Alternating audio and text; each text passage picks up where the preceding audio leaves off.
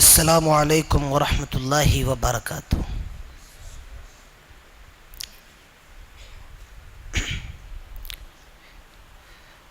الحمد للہ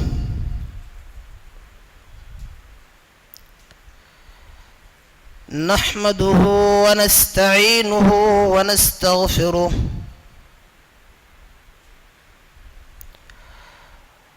ونعوذ باللہ من شرور انفسنا ومن سیئات اعمالنا من يهده الله فلا مضل له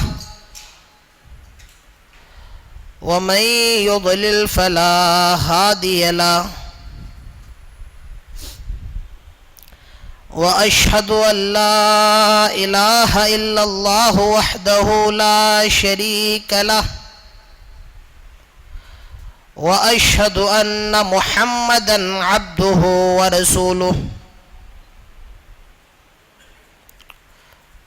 أما بعد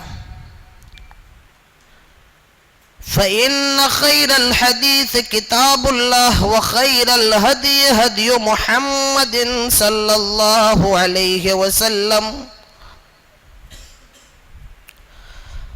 وشر الأمور محدثاتها وكل محدثة بدعة وكل بدعة ضلالة الضلالة في النار۔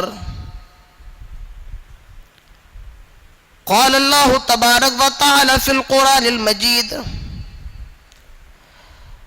أعوذ بالله السميع العليم من الشيطان الرجيم، بسم الله الرحمن الرحيم۔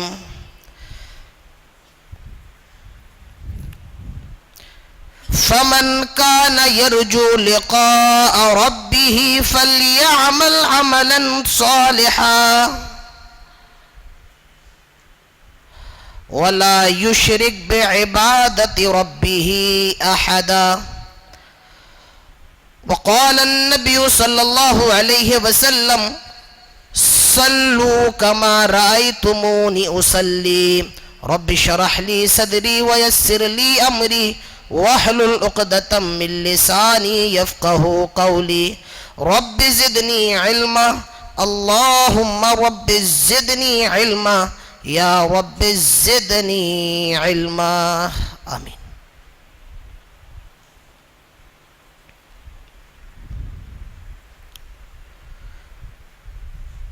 محترم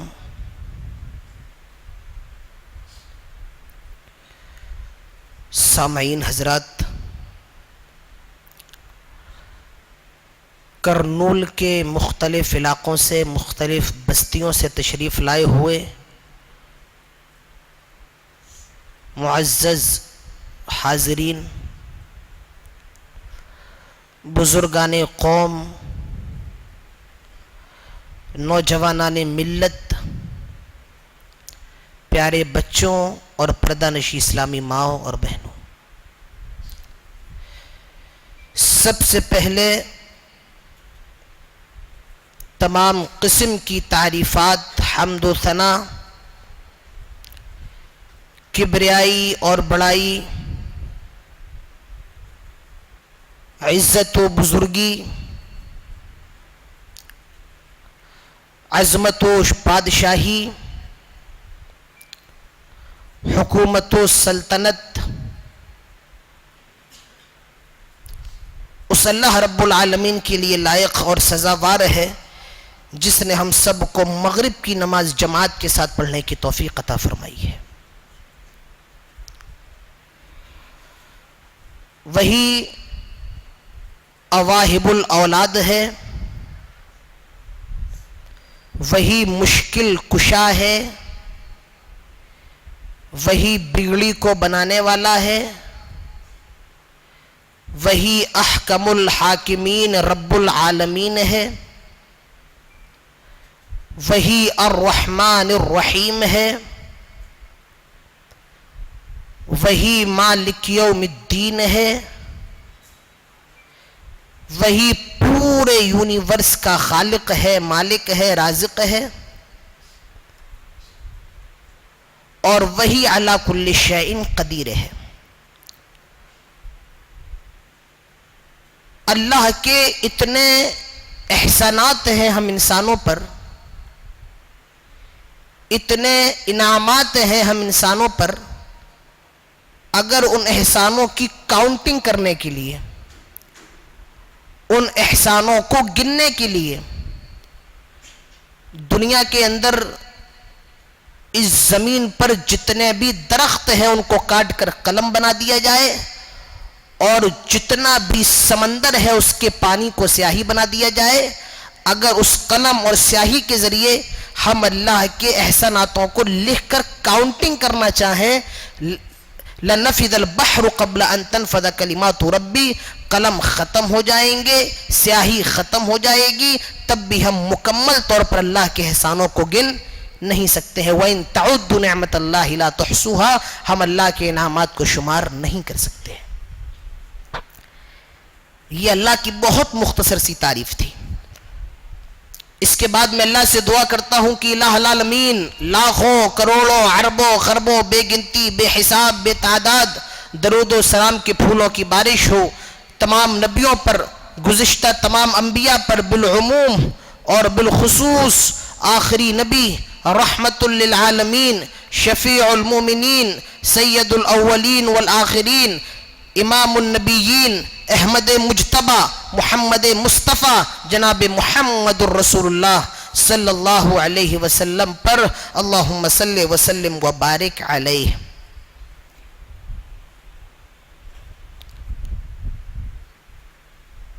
حضرات، تقریباً ایک سال کے بعد آپ لوگوں کے درمیان آنے کا اتفاق ہوا، اور آنے کا سبب یہ ہے کہ 13 اپریل سے حیدرآباد میں پروگرام تھے،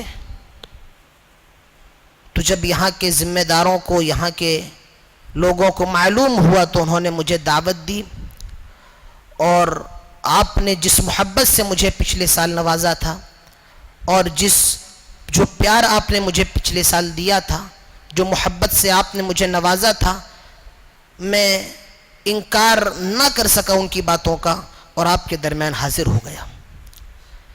سب سے پہلے تو میں اللہ سے دعا کرتا ہوں کہ آپ کے دلوں میں جو علماء کے لیے خلوص اور محبت ہے، اللہ میں تجھ سے دعا کرتا ہوں اس خلوص محبت پیار کو ہمیشہ ہمارے دلوں کے اندر قائم رکھ۔ اللہ، جو باتیں آج کی اس تقریر کے اور اس درس کے اندر ہوں، تو سب سے پہلے مجھے عمل کرنے کی توفیق عطا فرما، اور اس کے بعد جتنے بھی لوگ اس مسجد میں موجود ہیں تو ان سب کو اس پر عمل کرنے کی توفیق عطا فرما، آمین۔ آج کا جو ٹاپک ہے وہ عبادت سے تعلق رکھتا ہے، عبادت۔ مجھے یاد آ رہا ہے علامہ ابن تیمیہ رحمت اللہ علیہ، جو اس بہت بڑے مفکر اسلام ہیں، اور اتنے بڑے مفکر اسلام ہیں کہ جیل کے اندر دیواروں پر کتابیں لکھ دی تھی علامہ ابن تیمیہ رحمت اللہ علیہ نے، جیل کے اندر۔ علامہ ابن تیمیہ کہتے ہیں 2 سوال ہیں، 2 کویشچن ہیں، 2 بہت چھوٹے چھوٹے سوال ہیں، اور ان سوالوں کے بہت بڑے جواب نہیں ہیں، جتنے چھوٹے سوال ہیں اس سے بھی زیادہ چھوٹے اس کے جواب ہیں۔ امام ابن تیمیہ کہتے ہیں جو ان 2 چھوٹے چھوٹے سوالوں کے 2 چھوٹے چھوٹے جواب پر عمل کر لے، یہ سمجھ لو کہ وہ پورے شریعت پر، پورے اسلام پر، پورے دین پر عمل کر لے گا، جو 2 چھوٹے چھوٹے سوالوں کے جواب پر عمل کر لے۔ وہ 2 چھوٹے چھوٹے سوال کون سے ہیں؟ وہ 2 سوال ہیں۔ پہلا سوال من تعبد، دوسرا سوال کیف تعبد۔ من تعبد کی عبادت کس کی جائے، وہ کیف تعبد، اور عبادت کیسی کی جائے.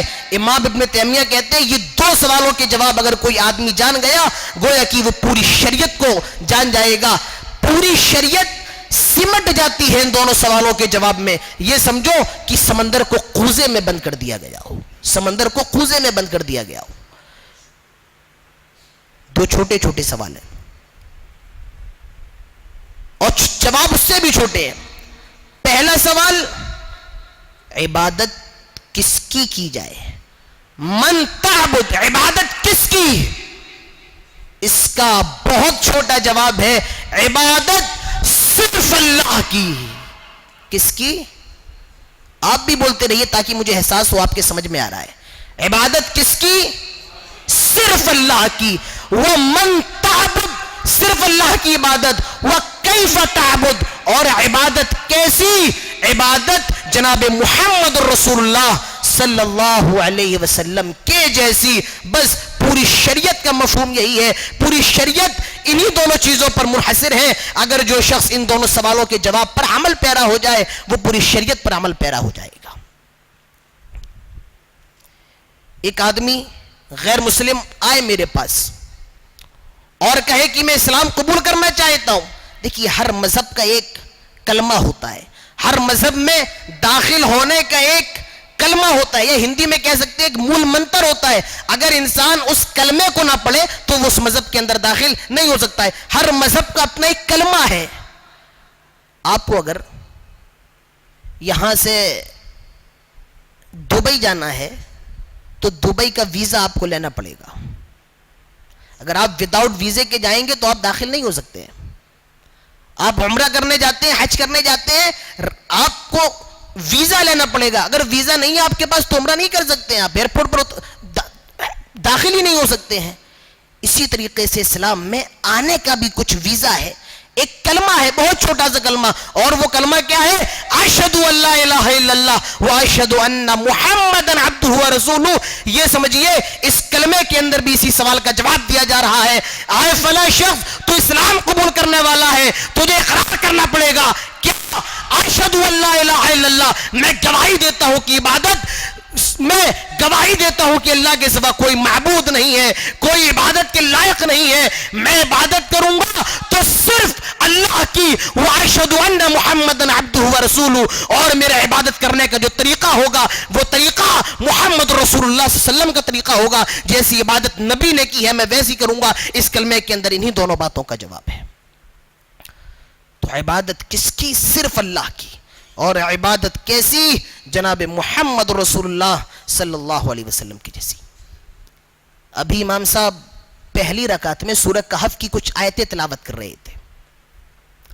سورہ کہف کی ایک آیت ہے, آیت نمبر 110. اور جانتے ہیں سورہ کہف کون سی سورت ہے؟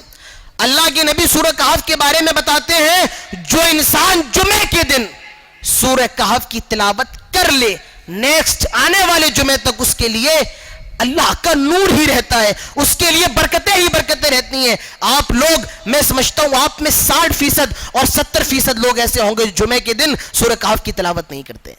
کتنے لوگ ہیں؟ ہاتھ اٹھائیں. زیادہ سے زیادہ 20 اور 30% ہوں گے. کہ آپ نہیں چاہتے آپ کے مال میں برکت ہو, کہ آپ نہیں چاہتے ہیں آپ کے کاروبار میں برکت ہو. اللہ کے نبی فرماتے ہیں سورہ کہف پڑھ لیا کرو, سورہ کہف کی تلاوت کر لیا کرو. سورہ کہف آیت نمبر 110 اٹھائیے. ان دونوں سوالوں کا جواب اسی آیت کے اندر دیا گیا ہے. اللہ تعالیٰ فرماتا ہے فَمَنْ كَانَ يَرْجُو لِقَاءَ رَبِّهِ فَلْيَعْمَلْ عَمَلًا صَالِحًا وَلَا يُشْرِكْ بِعِبَادَةِ رَبِّهِ أَحَدًا. اے لوگوں, اگر تم اللہ سے ملنا چاہتے ہو یا تم اللہ سے ملاقات کرنا چاہتے ہو, کون ایسا بد نصیب ہوگا جس کے دل میں اللہ سے ملاقات کی خواہش نہ ہو, جو اللہ سے ملنا نہ چاہتا ہو, جو اللہ سے ملاقات نہیں کرنا چاہتا ہو. اللہ تعالیٰ فرماتا ہے آئے میرے بندو اگر تمہیں مجھ سے ملاقات کرنا ہے, تمہیں مجھ سے ملنا ہے, تم دو کام کر لو, تم ضرور مجھ سے ملو گے, تمہاری ملاقات مجھ سے ہوگی, بہت زیادہ بڑے نہیں ہیں, بس دو چھوٹے چھوٹے کام ہیں, تم ان دو چھوٹے چھوٹے کاموں کو کر لو, تم ان دو چھوٹے چھوٹے کاموں پر عمل پیرا ہو جاؤ اور تم اللہ سے مل لو گے. فمن کان یرجو لقاء ربہ فلیعمل عملا صالحا. آئے میرے بندو چھوٹے چھوٹے دو کام کر لو. پہلا کام فلیعمل عملا صالحا, تم نیک عمل کر لو, عمل صالح کر لو, نیک عمل کر لو. یہ اللہ نے پہلا کام بتایا. اور دوسرا وَلَا يُشْرِكْ بِعِبَادَةِ رَبِّهِ أَحَدًا, اور تم اللہ کے ساتھ کسی کو شریک نہ کرو, تم اللہ کے ساتھ کسی کو ساجی نہ بناؤ. یہ ایمان رکھو کہ بیٹا دینے والا وہی ہے, بیٹی دینے والا وہی ہے, دونوں عطا کرنے والا وہی ہے. یہ عقیدہ رکھو کہ عبادت صرف اللہ کی کرنا ہے. یہ عقیدہ رکھو بارش برسانے والا وہ ہے. یہ عقیدہ رکھو کہ رزق دینے والا وہ ہے. یہ عقیدہ رکھو کہ مشکل میں مشکل کشائی کرنے والا وہ ہے. وَلَا يُشْرِكْ بِعِبَادَةِ رَبِّهِ أَحَدًا, اللہ کے ساتھ کسی دوسرے کو ساجی نہ بناؤ, اللہ کے ساتھ کسی دوسرے کو شریک نہ بناؤ. دو چھوٹے چھوٹے کام ہیں, وہ کام کر لو, اللہ سے ملاقات کر لو گے, اور جب اللہ سے ملاقات ہوگی تو اللہ کا دیدار بھی ہوگا. آئیے سب سے پہلے اللہ سے یہ بہت پیاری دعا کر لے, اللہ العالمین تو ہم سب کو قیامت کے دن اپنا دیدار نصیب فرما. اللہ تعالیٰ فرماتا ہے ضرور تم میرا دیدار کرو گے, مجھ سے ملاقات کرو گے, مگر دو کام کر لو. پہلا صرف عبادت اللہ کی کرنا ہے, اور دوسرا فَلْيَعْمَلْ عَمَلًا صَالِحًا, تمہیں نیک عمل کرنا ہے. اچھا اللہ یہاں یہ بھی کہہ سکتا ہے کہ لوگوں تمہیں صرف عمل کرنا ہے, نہیں نہیں, اللہ نے یہ نہیں کہا بلکہ فرمایا فَلْيَعْمَلْ عَمَلًا صَالِحًا, تمہیں عمل تو کرنا ہے مگر عمل صالح کرنا ہے, نیک عمل کرنا ہے. اب یہ نیک عمل کا مطلب کیا ہوتا ہے؟ What is the definition of نیک عمل؟ نیک عمل کسے کہتے ہیں؟ یہ عمل صالح کیا ہوتا ہے؟ مفسرین لکھتے ہیں عمل صالح وہ ہے جس پر سنت کی مہر لگی ہوئی ہو. عمل صالح وہ ہے جس پر سنت کی مہر لگی ہوئی ہو, جو سنت کے مطابق ہو. پتا چلا جس مسلمان کا عمل نبی کی سنت کے مطابق نہیں ہے, معاف کیجئے, وہ عمل رائگاں ہے, وہ عمل برباد ہے, وہ اللہ کی یہاں مقبول نہیں ہے, وہ اللہ کی یہاں قبول نہیں ہے. ایسے آدمی کا عمل مقبول نہیں ہے. ہم ہندوستان کے اندر رہتے ہیں, یہاں روپیہ چلتا ہے, باہر جائیے کہیں ڈالر کہیں درہم و دینار چلتے ہیں. ہندوستان کا جو نوٹ ہوتا ہے اس پر یہاں کے گورنر کے سائن ہوتے ہیں, دستخط ہوتے ہیں. آپ 500 کا نوٹ کہیں سے لے آؤ, بہت زیادہ مہنگا, یہ 500 کا نوٹ آپ 1000 کا کیوں نہ خرید لائیں, اس سے بھی اچھا کاغذ ہو, مگر اس نوٹ پر یہاں کے گورنر کے سائن نہ ہو, یہاں کے گورنر کے دستخط نہ ہو, تو بتائیے کیا وہ نوٹ یہاں چلے گا؟ بتائیے مارکیٹ میں اسے کون خریدے گا؟ بازار میں اس کو کون لے گا؟ وہ کہے گا نہیں تمہارا نوٹ تو صحیح ہے مگر میں تب تک نہیں لوں گا جب تک یہاں ہندوستان کے بھارت کے گورنر کے سائن نہ ہو. میرے پیارے ساتھیوں, ایک 10 روپے اور 5 روپے کا وہ نوٹ جس پر یہاں کے گورنر کے سائن نہ ہو وہ یہاں قابل قبول نہیں ہے. اندازہ لگاؤ وہ عمل جس پر میرے نبی کی مہر نہ ہو, جس پر میرے نبی کے دستخط نہ ہو, وہ عمل کہاں سے اللہ کی یہاں قابل قبول ہے؟ وہ اللہ کی یہاں کہاں سے مقبول ہے؟ تو عمل وہی قابل قبول ہے جس پر سنت کی مہر لگی ہوئی ہو, جو نبی کی سنت کے مطابق ہو. اگر سنت کے مطابق ہے تب تو صحیح ہے, اور اگر سنت کے مطابق ہے تو معاف کیجئے, ایسا عمل نہ کیجئے. آج بہت سے ایسے عمل ہیں جو آپ کو سماج میں نظر آ جائیں گے. ابھی ایک تاریخ کو علی ڈے منایا گیا, ذرا بتاؤ میرے نبی نے کب علی کا جشن میلاد بنایا؟ کب حضرت علی کے لیے علی ڈے منایا، یوم علی منایا، یہ میرے نبی نے نہیں کیا، یہ صحابہ نے نہیں کیا۔ پتا چلا یہ عمل صالح نہیں ہے، یہ عمل سنت کے مطابق نہیں ہے، یہ عمل قابل قبول نہیں ہے۔ ارے بتاؤ کب 12 ربیع الاول کو نبی نے اپنا برتھ ڈے منایا، اپنی ولادت کا جشن منایا؟ اگر نبی نے نہیں منایا، نبی کی سنت کے مطابق نہیں ہے، تو معاف کیجئے یہ بھی عمل قابل قبول نہیں ہے۔ اگر میرے نبی نے جہیز نہیں لیا اور جہیز نہیں دیا، اگر جہیز پر میرے نبی کی سنت کی مہر نہیں ہے، تو معاف کیجئے یہ جہیز بھی بدعت ہے، یہ جہیز بھی خرافاتوں میں شامل ہے، یہ بھی اللہ کی یہاں اس کا آپ کو ثواب نہیں بلکہ اس کا گناہ ملے گا۔ میرے نبی نے 11 شادی کی، آپ اپنی شادی میں برات نہیں لے گئے، آپ نے اپنی بیٹیوں کی شادی کی، آپ کی بیٹیوں کی شادی میں برات نہیں آئی، اس عمل پر بھی میرے نبی کی سنت کی مہر نہیں ہے، یہ عمل بھی سنت کے مطابق نہیں ہے، یہ برات بھی اللہ کی یہاں قابل قبول نہیں ہے۔ عمل وہی قبول ہے جس پر سنت کی مہر لگی ہو۔ اگر سنت کے مطابق ہے تو معاف کیجئے آپ کا عمل قابل قبول ہے، آپ سلام کا جواب بھی سنت کے مطابق دے، اس کا بھی اجر آپ کو ملے گا، اور آپ ایک رات میں ہزاروں نمازیں پڑھ لیں، اگر وہ سنت کے مطابق نہیں تو معاف کیجئے وہ عمل قابل قبول ہے یا نہیں ہے؟ بتائیے، ہرگز نہیں۔ تو اللہ کہتا ہے 2 کام کر لو، مجھ سے ملاقات کر لو گے، میرے ساتھ کسی کو شریک نہ کرو، میرے ساتھ کسی کو ساجی نہ بناؤ، مطلب توحید پر قائم رہو۔ ہر نماز میں ہم سورہ فاتحہ پڑھتے ہیں،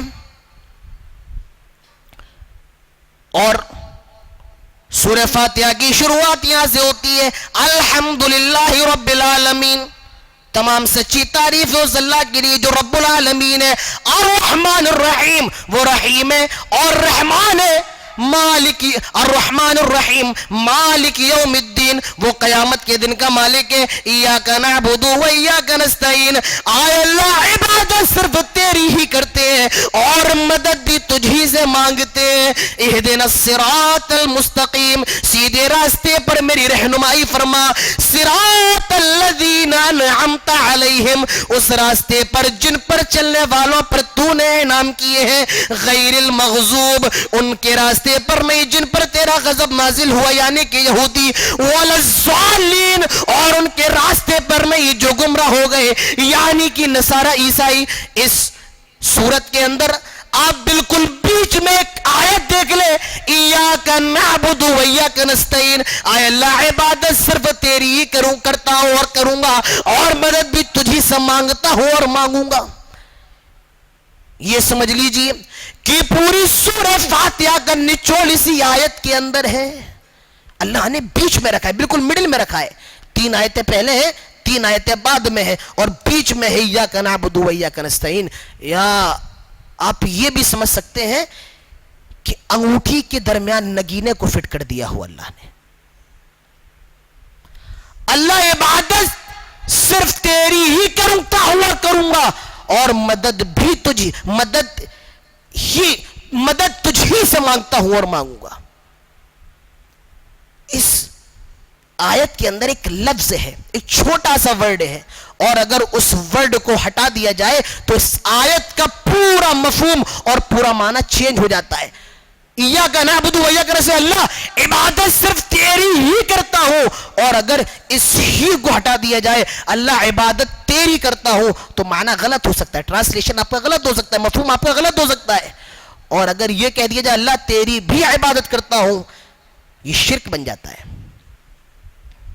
یہی شرک بن جاتا ہے، اور اللہ کو بھی پسند نہیں ہے۔ اور ایک آپ کو نکتہ بتاؤں، توحید اور شرک کی جو سب سے بڑی لڑائی ہے وہ ہی اور بھی کی ہے، بس اور کچھ نہیں۔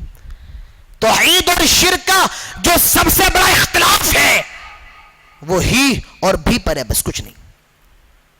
آپ لوگ حج کرنے جاتے ہیں، ماشاءاللہ بہت سے حاجی ہوں گے، جب حج کرنے جاتے ہیں تو تلبیہ پکارا جاتا ہے، اور تلبیہ یہ ہے لبیک، اے اللہ میں حاضر ہوں، اللہم لبیک، اے اللہ میں حاضر ہوں، لا شریک لبیک، اے اللہ تیرا کوئی شریک نہیں، میں حاضر ہوں، ان الحمد والنعمت لک، ساری نعمتیں تیرے لیے. لا شریک لبیک. آئے اللہ تیرا کوئی ساجی نہیں, تیرا کوئی شریک نہیں ہے. آج حاجی جب حج کرنے جاتے تو یہ تلبیہ پکارتے ہیں. آج سے 1400 سال پہلے جب مشرک خانہ کعبہ کا حج کرنے جاتے تھے وہ بھی تلبیہ پکارا کرتے تھے, وہ بھی چیختے تھے, چلاتے تھے اور یہ کہتے تھے لبیک, آئے اللہ میں حاضر ہوں, اللہم لبیک, آئے اللہ میں حاضر ہوں, لا شریکہ, تیرا کوئی شریک نہیں ہے, الا شریکن تملکہ وما ملکت, مگر اللہ کچھ ایسے بھی شریک ہیں جن کا تو مالک ہے. غور کیجئے, تلبیہ ہم پکار رہے ہیں اور ایک تلبیہ وہ پکار رہے ہیں. ہمارا تلبیہ یہ ہے, آئے اللہ صرف تیری ہی عبادت کرتے ہیں اور تیرا کوئی شریک نہیں ہے. اور ان کا تلبیہ یہ تھا, آئے اللہ تیرا کوئی شریک نہیں ہے مگر کچھ ایسے ہیں اور وہ بھی اتنے زیادہ کمزور ہیں جن کا بھی تو مالک ہے. فرق دیکھیے, اللہ تیری بھی عبادت کرتے ہیں اور ان بتوں کی بھی عبادت کرتے ہیں, تیری بھی کرتے ہیں ان کی بھی کرتے ہیں. توحید اور شرک کی سب سے بڑی لڑائی جو ہے وہی اور بھی کی ہے. مشرکین مکہ جو تھے وہ اللہ کو مانتے تھے, تبھی تو آپ کے والد کا نام عبداللہ تھا. وہ بھی اللہ کو مانتے, وہ بھی اللہ کو مانتے تھے مگر صرف اللہ کو ہی نہیں مانتے تھے. کہتے تھے یہ بت بھی ہیں, ان کی عبادت کرو, یہ اللہ سے ہمارا کنیکشن کرواتے ہیں, یہ وسیلہ بن جاتے ہیں, ڈائریکٹ اللہ نہیں سنتا ہے. اور آج بھی کچھ ایسے ہی مشرک ہے جو یہ کہتے ہیں اللہ کے پاس اگر اپنی دعائیں پہنچانا ہے تو ان بزرگوں کا سہارا لے لو, ان ولیوں کا سہارا لے لو, یہ اقرب اللہ ہے, یہ تمہاری دعائیں, تمہاری حاجتیں اور تمہاری مناجات اللہ تک پہنچا سکتے ہیں. غور کیجئے توحید کسے کہا جاتا ہے. اچھا آپ کو ایک نکتہ بتاؤں, اللہ تعالی شرک سے اتنی نفرت کرتا ہے کہ مشرک کے لیے سفارش بھی کرنا جائز نہیں ہے. مشرک کے لیے سفارش بھی نہیں کر سکتے ہیں. ارے ہماری تو دور کی چیز ہے, دنیا کا سب سے معزز, سب سے مکرم شخص جناب محمد رسول اللہ صلی اللہ علیہ وسلم بھی کسی مشرک کی سفارش نہیں کر سکتے. یہ کون نبی تھے, قبلہ نگاہیں آسمان پر اٹھائی, اللہ نے قبلہ تبدیل کر دیا. میرے نبی کی شان کیا تھی, میرے نبی نے ایک مسجد میں نماز پڑھ لی, اللہ نے کہا نبی آج آپ نے اس مسجد میں نماز پڑھ لی ہے, اب یہ صرف ایک رکعت نہیں, جو شخص یہاں ایک رکعت پڑھ لے گویا کہ اس نے 1000 رکعت پڑھ لی اور 1000 رکعت کے برابر ثواب ملے گا. میرے نبی کی عظمت کا کیا کہنا, آپ ایک جگہ لیٹ جائیں تو رب کہہ دے روضۃ من ریاض الجنہ, یہ جنت کے باغوں میں سے ایک باغ ہے. میرے نبی تھوک دیں تو صحابہ لے پڑے نبی کے تھوک کو لینے کے لیے. میرے نبی کی پیشانی پر بل پڑ جائیں, صحابہ کی تلواریں نکل آئیں. میرے نبی کو کوئی گالی دے, صحابہ مارنے کے لیے تیار ہو جائیں.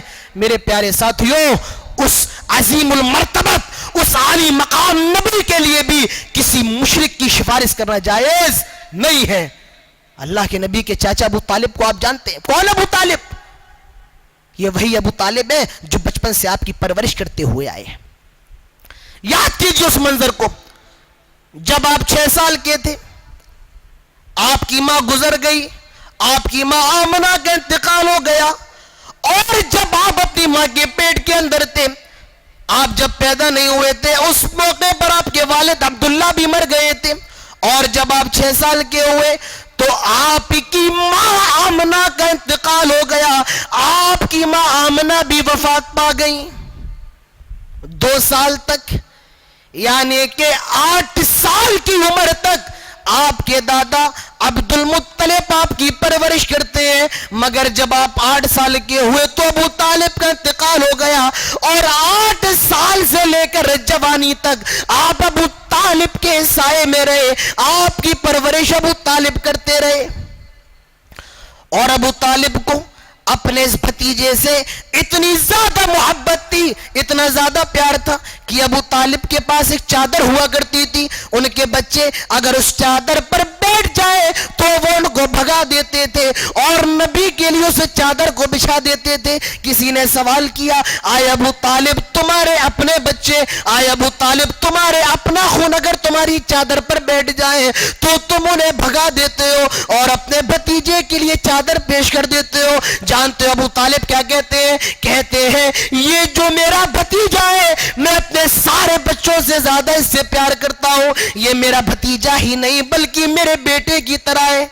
یہ ابو طالب ہے جن کو نبی سے اتنا زیادہ پیار، نبی سے اتنی زیادہ محبت، ان کے انتقال کا ٹائم قریب آیا، قریب الموت ہوئے، نبی اکرم کو خبر ملی، آپ دوڑے دوڑے آئے اور اپنے چاچا ابو طالب کو دیکھا بستر پر پڑے ہوئے ہیں،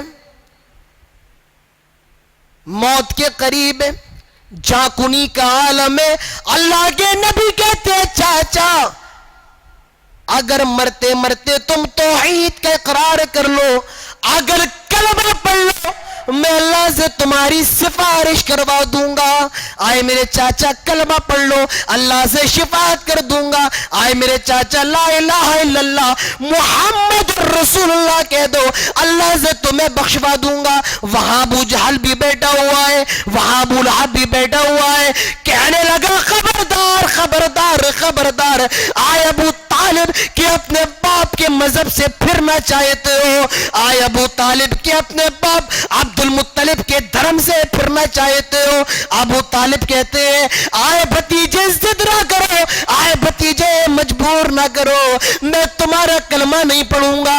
اور جب ان کی روح نکل رہی تھی تو ابو طالب کہتے جا رہے تھے انا ملت عبد المطلب، میں عبد المطلب کی ملت پر مرتا ہوں، میں عبد المطلب کے مذہب پر مرتا ہوں، میں شرک پر مرتا ہوں، میں توحید کا اقرار نہیں کرتا ہوں۔ نبی کے پیارے چاچا ابو طالب کا انتقال ہو گیا، نبی کی محبت جوش میں آئی، آپ اپنے چاچا کے لیے اللہ سے دعا کرنے لگے، اپنے چاچا کی مغفرت کے لیے دعا کرنے لگے، آئے اللہ میرے چاچا کو معاف فرما دے، آئے اللہ میرے چاچا کو بخش دے۔ اللہ کا حکم آتا ہے ما کان للنبی، آئے نبی آپ کو یہ اجازت نہیں ہے کہ آپ اپنے مشرک چاچا کی سفارش کریں، آپ کو ابو طالب کی سفارش کرنے کی ضرورت نہیں ہے۔ میرے پیارے ساتھیوں غور کیجئے، غور کیجئے، نبی اپنے چاچا کی سفارش بھی نہیں کروا سکتے ہیں، تو آج کے یہ پیر اور یہ ولی کہاں سے ہماری سفارش کروائیں گے؟ نبی اپنے چاچا کی سفارش نہیں، مشرک ہے ایمان نہیں لائے، ان کی سفارش نہیں کروا سکتے ہیں، تو یہ پیر اور ولی ہماری سفارش کہاں سے کروا لیں گے؟ غور کیجیے شرک کتنی ڈینجر چیز ہے۔ اللہ تعالیٰ فرماتا ہے ان اللہ لا یغفر ان یشرک بہ ویغفر ما دون ذلک لمن یشاء، آئے میرے بندو ہم تمہاری چوری کو معاف کر سکتے ہیں، آئے میرے بندو تم نے رمضان کے روزے نہیں رکھے ہیں، ہم معاف کر بھی سکتے ہیں، نہیں بھی معاف کر سکتے ہیں۔ آئے میرے بندو تم نے نمازیں نہیں پڑھی ہیں، ہم تمہاری نمازوں کو معاف کر بھی سکتے ہیں، نہیں بھی کر سکتے ہیں، مگر تم نے شرک کیا، اللہ کی ذات کے ساتھ کسی کو شریک کیا، اور اگر تم نے توبہ نہیں کی اور مر گئے تو ہم تمہارے شرک کو کبھی معاف نہیں کریں گے۔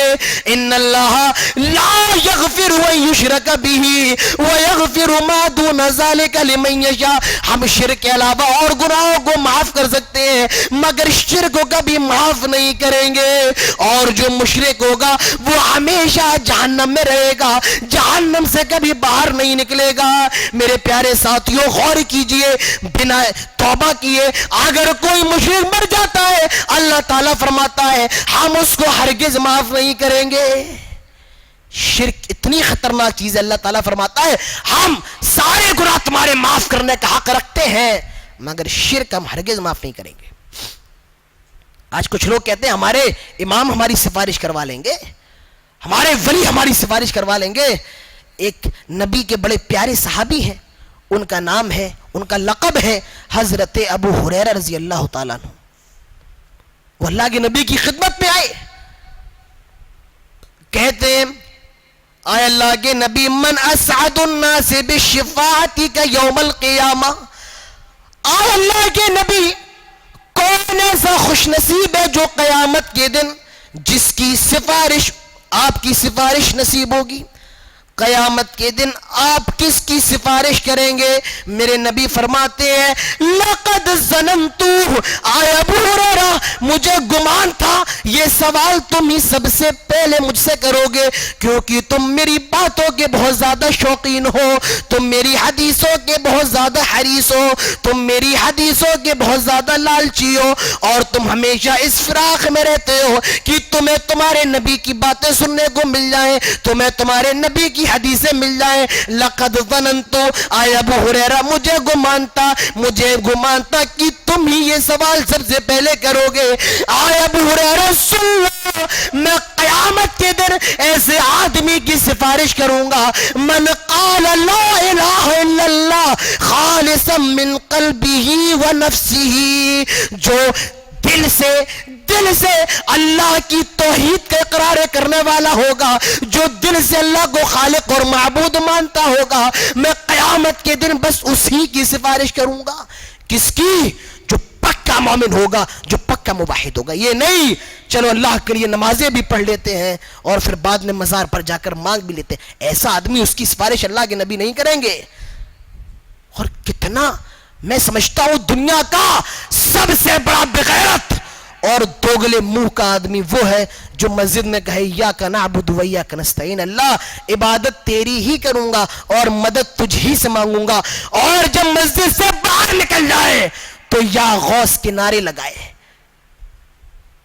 فلاں مزار پر چادر چڑھائے, یہاں اقرار تو یہ کر رہا اللہ صرف تیری ہی عبادت کروں گا, اور باہر جا کر دوسروں کو شریک بنا لے. ایسے آدمی سب سے بڑا دنیا کا سب سے بڑا دوغلا اور ذوالوجہین اور سب سے بڑا بدعہد آدمی ہے. آپ کی بیوی کہے کہ میں صرف آپ ہی سے محبت کرتی ہوں اور آپ کے سوا کسی اور مرد کو نہیں دیکھتی ہوں, باہر جا کر سب کو دیکھیں تو آپ کتنی بے شرم عورت ہے, طلاق دے دیں گے آپ دوسرے دن. یہ کہتا اللہ عبادت صرف تیری ہی کروں گا اور باہر جا کر دوسروں کی عبادت کرے. کتنا بڑا بغیرت اور بے شرم آدمی ہے. آج لوگ کہتے ہیں اللہ ہماری دعائیں نہیں سنتا ہے, اللہ ہماری دعائیں قبول نہیں کرتا ہے. اللہ تمہاری اس لیے نہیں سنتا ہے کیونکہ تم خالص دل سے اللہ کو نہیں پکارتے ہو. اللہ تعالیٰ فرماتا ہے وَإِذَا سَأَلَكَ عِبَادِي عَنِّي فَإِنِّي قَرِيبٌ, آئے میرے نبی یہ میرے بندے آپ سے میرے بارے میں سوال کرتے ہیں, کہہ دو انی قریب, وہ تمہارے بہت زیادہ قریب ہے. اجیب دعوت الداعی اذا دعان, جب کوئی پکارنے والا, جب کوئی دعا کرنے والا اللہ سے دعا کرتا ہے اللہ اس کی دعا کا جواب بھی دیتا ہے, اللہ اس کی دعا کو قبول فرماتا ہے. اجیب دعوت الداعی اذا دعان فلیستجیبوا لی ولیؤمنوا بی, اللہ اس کی دعا کو قبول فرماتا ہے مگر شرط یہ ہے کہ ایمان کے ساتھ اللہ سے مانگ کر دیکھو. دینے والا صرف اللہ, بیٹوں سے نوازنے والا صرف اللہ, بیٹی دینے والا اللہ, اللہ کے سوا ہمیں کوئی نہیں دے سکتا ہے, اللہ کے سوا ہمیں کوئی بھی نہیں نواز سکتا ہے. پختہ عقیدے اور ایمان کے ساتھ اللہ سے مانگو. اللہ کہتا ہے مجھ سے مانگو میں تمہاری دعا کو قبول کروں گا. جہاں سارے سرور ڈاؤن ہو جائیں, سارے نیٹ ورک ختم ہو جائیں, وہاں صرف اللہ کا نیٹ ورک کام کرتا ہے. جہاں ساری چیزیں ختم وہاں اللہ کا دروازہ کھلا ہوا ہوتا ہے. اللہ کہتا ہے میرے بندوں مجھ سے مانگ کر تو دیکھو میں نے کس کو نہیں دیا ہے. آپ صحابہ کی زندگیوں کا مطالعہ کیجئے, صحابہ نیک دل سے سچے دل سے اللہ سے مانگا کرتے تھے. ایک صحابیہ ہیں, ان کا نام ہے حضرت خولہ بنت ثعلبہ, ان کے شوہر ہیں, ان کا نام ہے اوس بن مالک رضی اللہ عنہ. تھوڑے بزرگ ہو گئے تھے, اور بزرگی کا اور بڑھاپے کا عالم یہ ہوتا ہے کہ انسان کو غصہ بہت جلدی آ جاتا ہے. کبھی کبھی مسجد میں کوئی بچہ اگر کچھ کر رہا ہو تو پڑھ گئے بدتمیز, صحیح سے نماز نہیں پڑھ پاتا ہے, اور جوان نہیں کہے گا, بوڑھا آدمی پہلے کہہ دے گا, کیوں غصہ آتا ہے, بڑھاپے کی عمر ایسی ہوتی ہے. حضرت اوس بن مالک کے بوڑھے صحابی ہیں, ان کی بیوی حضرت خولہ بنت ثعلبہ ہیں. خولہ بنت ثعلبہ پر اوس بن صامت کو غصہ آ گیا اور ہمارے غصے میں کہا, خولہ انت علیہ کا ظہر امی, تو مجھ پر میری ماں کی پیٹھ کی طرح ہے. جس طرح ماں کی پیٹھ حرام ہوتی ہے اسی طرح تو مجھ پر حرام ہو گئی. یہ زمانے جاہلیت میں ایک طلاق سمجھی جاتی تھی, طلاق, کہ اب تیرا میرا رشتہ ختم, تیرا میرا تعلق ختم, تو اپنے گھر جا, میں اپنے گھر جاتا ہوں, تو میرے گھر میں رہ نہیں سکتی ہے. انت علیہ کا ظہر امی, جس طرح آج کو یہ پہلی مجلس میں طلاق کہہ دے, دوسری میں طلاق, تیسری میں طلاق, 3 طلاقیں واقع ہو گئی, تو اپنے گھر جا, میں اپنے گھر ہوں. گویا کہ یہ بھی ایک طریقے کی طلاق ہوتی تھی. اگر کوئی آدمی اپنی بیوی سے یہ کہہ دے انت علیہ کا ظہر امی, یہ طلاق ہو گئی, جا تو اپنے گھر, اب تو میرے ساتھ نہیں رہ سکتی ہے. اوس بن مالک نے غصے میں کہہ دیا, تو مجھ پر حرام میری ماں کی پیٹھ کی طرح. حضرت خولہ کہتی ہے, آئے اوس یہ کیا کہہ ڈالا, آئے اوس یہ کیا کر ڈالا, جوانی بھر تو تم نے میرا فائدہ اٹھایا. آئے اوس, اب جب میں بڑھاپے کی عمر کو پہنچی تب تم نے مجھ سے زہار کر لیا, مجھے طلاق دے دی. میں اس بڑھاپے میں کیا کروں گی, میرے جوڑوں میں طاقت نہیں ہے, میری ہڈیوں میں طاقت نہیں ہے, اب میں اس بڑھاپے کی عمر میں کیا کروں گی. حضرت اوس نے بھی پیشانی پکڑ لی, آئے خولہ مجھ سے غلطی ہو گئی, میں نے غصے میں یہ کہہ دیا, اب کیا کیا جائے. حضرت خولہ توڑی توڑی صحابہ کے پاس آئی, کہا صحابہ یہ ماجرا ہوا ہے, اوس نے مجھ سے زہار کر لیا, انہوں نے مجھے طلاق دے دی ہے, ماں کے پیٹ کی طرح بنا لیا ہے. آئے صحابہ, میرے چھوٹے چھوٹے بچے ہیں, میرے معصوم بچے ہیں, ان بچوں کا کیا ہوگا, میں بوڑھی ہو چکی ہوں, میرا کیا ہوگا. صحابہ اکرام کہتے ہیں, آئے خولہ قانون تو یہ ہے, آئے خولہ اصول تو یہ ہے کہ اب تیرے شوہر نے تجھ سے زہار کر لیا ہے, اب تو اپنے شوہر کے ساتھ نہیں رہ سکتی ہے, جا تو اپنے میکے چلی جا, جا تو اوس کو چھوڑ دے, اب تو اوس کے ساتھ نہیں رہ سکتی ہے. حضرت خولہ کہتی ہے, میں بہت امیدیں لے کر تمہارے پاس آئی تھی, صحابہ نے منع کر دیا. آئے خولہ تیرے لیے صرف یہ راستہ ہے کہ تو اوس کو چھوڑ دے, اس نے تجھ سے زہار کر لیا. حضرت خولہ کہتی ہے, میں اللہ کے نبی کے پاس جاتی ہوں, شاید اللہ کے نبی کوئی راستہ نکال دے. وہ اللہ کے نبی کے پاس گئی, دروازے پر دستک دی, میرے نبی نے دروازہ کھولا, فرمایا خولہ کیوں آئی ہو, رات میں کیا ماجرا ہے. حضرت خولہ فرماتی ہے, آئے اللہ کے نبی اوس نے مجھ سے زہار کر لیا, آئے اللہ کے نبی میرے شوہر نے مجھ سے زہار کر لیا, میرے چھوٹے چھوٹے معصوم بچے ہیں, میں اس بڑھاپے کی عمر میں کہاں جاؤں گی, میرے شوہر نے مجھ سے طلاق لے لی ہے, میرے شوہر نے زہار کر لیا ہے. آئے اللہ کے نبی کوئی راستہ نکالیے, آئے اللہ کے نبی کوئی راستہ بنائیے. اللہ کے نبی کہتے ہیں, آئے خولہ تیرے شوہر نے تجھ سے زہار کر لیا, اب قانون تو یہ ہے کہ تو اوس کو چھوڑ دے اور اپنے میکے چلی جا, اوس بن صامت کو چھوڑ دے, اس نے تجھ سے زہار کر لیا ہے. حضرت خولہ اللہ کے نبی سے کہتی ہے, آئے اللہ کے نبی میں بہت امیدیں لے کر آئی ہوں. اللہ کے نبی فرماتے ہیں, ابھی اللہ کی طرف سے کوئی فیصلہ نہیں آیا ہے, آئے خولہ میں کچھ نہیں کر سکتا ہوں. حضرت خولہ نبی سے جھگڑنے لگی, آپ سے تکرار کرنے لگی, آپ سے بحث و مباحثہ کرنے لگی. اللہ کے نبی نے دروازے کو بند کر لیا. حضرت خولہ کی نگاہ مسجد نبوی پر پڑ گئی, وضو کیا, 2 رکعت نماز پڑھی اور اللہ سے دعا کرتی ہے, آئے اللہ تیرے نبی کا دروازہ بند ہو گیا, آئے اللہ تیرے حبیب نے دروازہ بند کر لیا, مگر ابھی تیرا دروازہ کھلا ہوا ہے. آئے اللہ میں تیری بندی ہوں, آئے اللہ میرے شوہر نے مجھ سے زہار کر لیا, میں کہاں جاؤں گی, آئے اللہ کوئی راستہ نکال دے. اللہ تعالیٰ فرماتا ہے, آئے جبرائیل میری بندی سچے دل سے مانگ رہی ہے, آئے جبرائیل میری بندی سچے دل سے پکار رہی ہے, جاؤ میرے نبی کے پاس جاؤ اور میرے نبی سے کہو, آج اس عورت کی دعا سے اللہ نے مسئلہ ہی بدل دیا, اللہ نے قانون ہی بدل دیا. قد سمع اللہ قول التی تجادلک فی زوجہا وتشتکی الی اللہ. آج اللہ نے قانون ہی بدل دیا, آج اللہ نے اس کانسیپٹ کو ہی تبدیل کر دیا, اللہ نے مسئلہ بدل دیا. اور اگر کوئی شوہر اپنی بیوی سے زہار کر لے تو اس کو چاہیے زہار کا کفارہ دے, پہلے غلام آزاد کرے. غلام آزاد کرنے کی طاقت نہیں ہے, مسکینوں کو کھانا کھلائے, اور اگر وہ بھی نہیں ہے تو روزے رکھے. یہ اللہ نے مسئلہ چینج کر دیا. میرے پیارے ساتھیوں, حضرت خولا نے کس سے مانگا؟ اللہ سے. یہی تو توحید ہے. ہر حال میں مانگو تو صرف اللہ سے مانگو. حضرت یونس مچھلی کے پیٹ میں, کہاں؟ مچھلی کے پیٹ میں. اور مچھلی کہاں ہے؟ سمندر کے اندر. مچھلی کے پیٹ میں اندھیرا, مچھلی سمندر کے اندر, سمندر میں اندھیرا, اور رات کا وقت ہے. حضرت یونس اللہ سے دعا کرتے ہیں, لا الہ الا انت سبحانک انی کنت من الظالمین. اللہ نے اپنے اس یونس کی دعا کو قبول فرمایا جو مچھلی کے پیٹ میں ہے.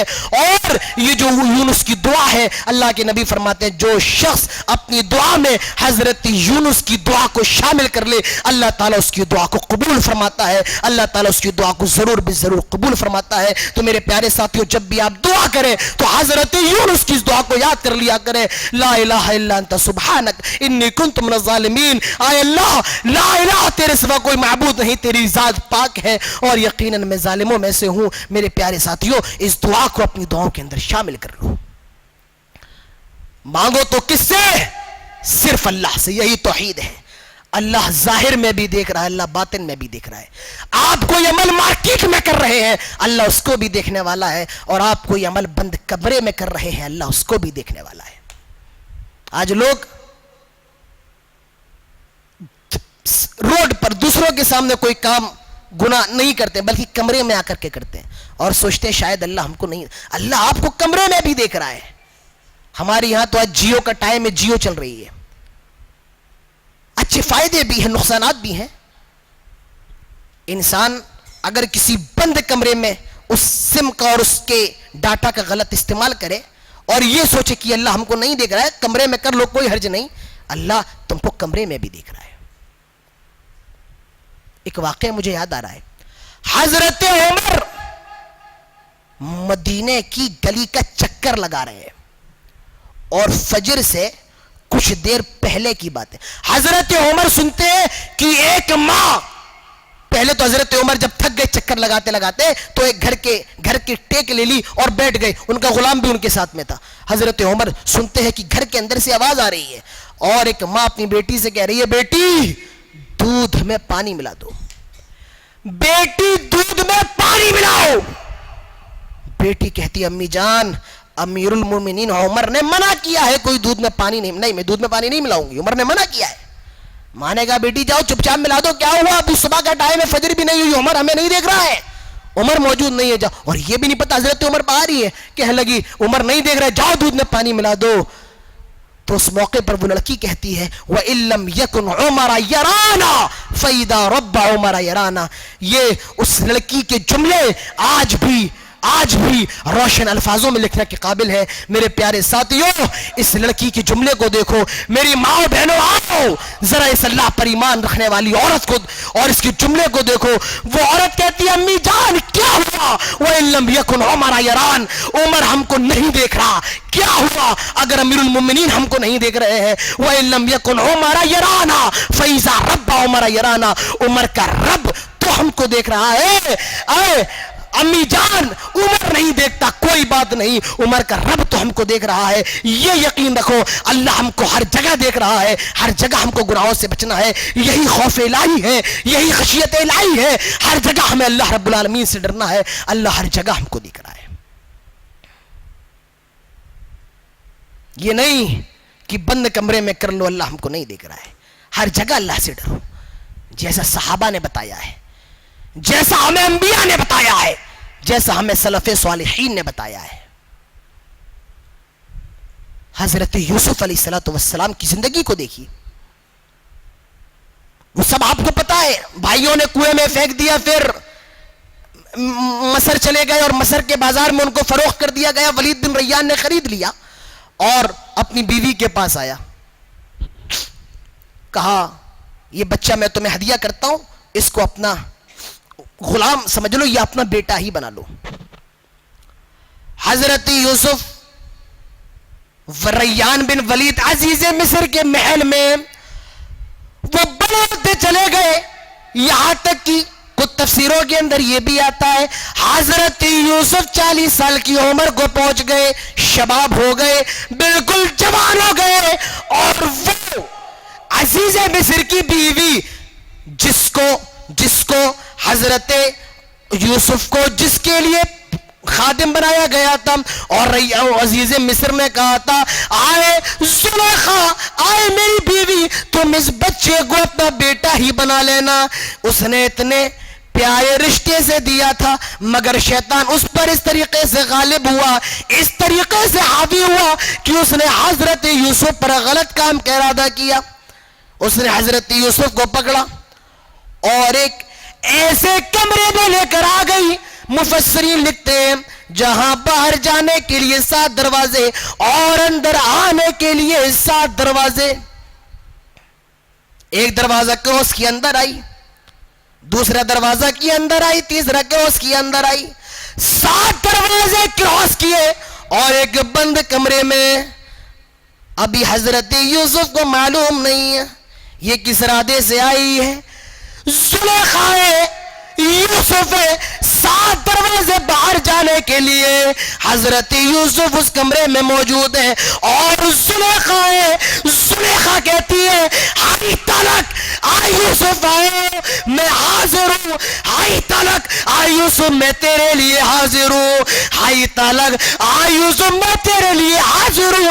حضرت یوسف کہتے ہیں قال معاذ اللہ، قال معاذ اللہ، قال معاذ اللہ، اللہ کی پناہ، اللہ کی پناہ، اللہ کی پناہ، میرے رب نے مجھے بہت اچھا رکھا ہے۔ اے زلیخا، تو نے جس کام کا قصد کیا ہے میں وہ کام ہرگز نہیں کر سکتا ہوں۔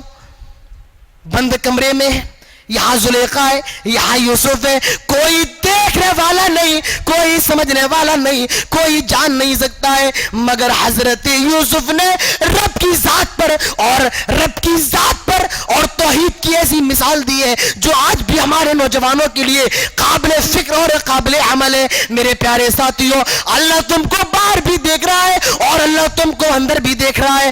آج یہ ہوتا ہے ہم مسجد میں آئے، ہم نے اپنے پینٹیں اوپر کر لی، نماز پڑھ لی، مسجد سے نکلے، پھر پینٹیں نیچے کر لی، ٹخنے کے نیچے چلی گئی۔ میرے پیارے ساتھیوں، ٹخنے کے اوپر اگر آپ کو مسجد میں پینٹ رکھنا ہے، باہر بھی آپ کو ٹخنے کے اوپر ہی پینٹ رکھنا ہے، ٹخنے کے اوپر ہی آپ کو اپنا اظہار رکھنا ہے۔